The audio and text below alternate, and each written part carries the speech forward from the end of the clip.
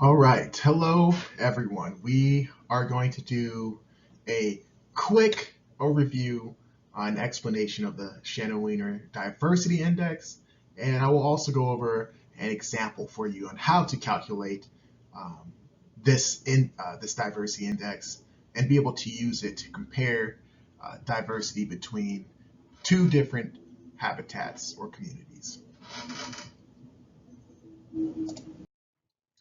All right, so our Shannon-Weiner Index, or SWI, is a statistical representation that allows us to quantify and be able to compare biodiversity between different locations, different habitats, whatever you are interested in analyzing. And this equation takes into account species richness, or the total number of species within your community, species evenness, or the distribution of each species within the community, and species abundance, which is the number of individuals belonging to each species. And here's our equation. H prime is equal to the negative summation of pi times the natural log of pi, where R is the total number of species present within your data set, and pi is the proportion of individuals belonging to the ith species, which we will touch upon in future slides. And just to add, it's important that you don't forget the negative in your calculation process, um, which we will also touch upon in future slides. All right, so for our example, we have these two semi-fictitious habitats. They do exist in real life, but our data is not real. So we went out, set up some plots, blah, blah, blah. We were able to identify 5 different species within each of these habitats. For each species, we determined the density of each species within these 2 different habitats that we identified within our plots. So the density being just the number of individuals we identified within these plots belonging to each species. So as you can see, we have 20, 20, 20, 20, 75, 5, et cetera, totaling 100, a total density of 100 for each of our habitats. And just for future reference, you don't need to have the same total density. You don't need to have the same number of species within the habitat you're comparing to be able to use this calculation. All right, so we're going to start off with our prairie. All right, we set up this real nice table to make everything flow smoothly for our calculation process. We don't forget anything. We have our species here, total density.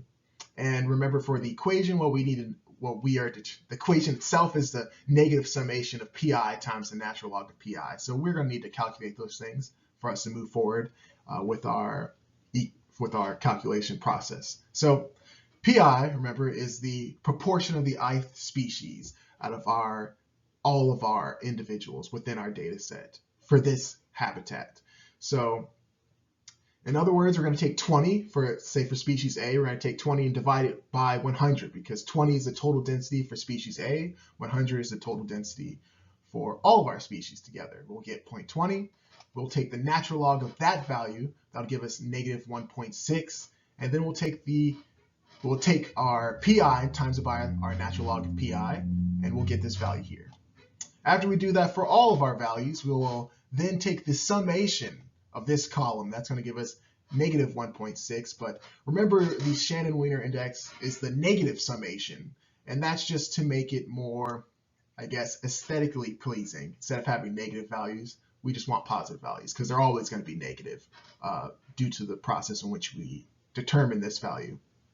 So take the negative summation, and our H prime for the prairie is going to equal 1.6. Now we will repeat that entire process for the woodland, right? So we have our total densities. We will then calculate our pi for each one of our species, take the natural log of that value. Then we're going to take these 2 values here, multiply them together, determine that for all of our species. And we will take the summation, which we get here, and take the negative summation, be able to determine our actual H prime value, which is going to be 1.01 for the woodland. All right. All right, so now we have our results, right? We have calculated our indices for our two study sites, the prairie and the woodland. Turns out that our prairie has a Shannon-Weiner index of 1.6 and our woodland has a Shannon-Weiner index of 1.01. So based off of our data set, it looks like the prairie has a higher floral diversity than the woodland does, which is interesting because we go back and remember that we recorded 5 species, right? We recorded the same number of species. It says individuals, but we recorded the same number of species between our two different study sites. And each study site had an equal total abundance of 100 that we were able to identify within our sampling process. So why is there a difference between the value of these two indices if those characteristics are the same between our two habitats?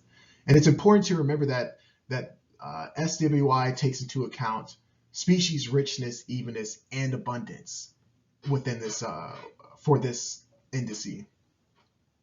And yes, so you can do some critical thinking to maybe go back to the slides previously and look at the difference between composition between our communities and determine what may be the cause for these differences between our indices.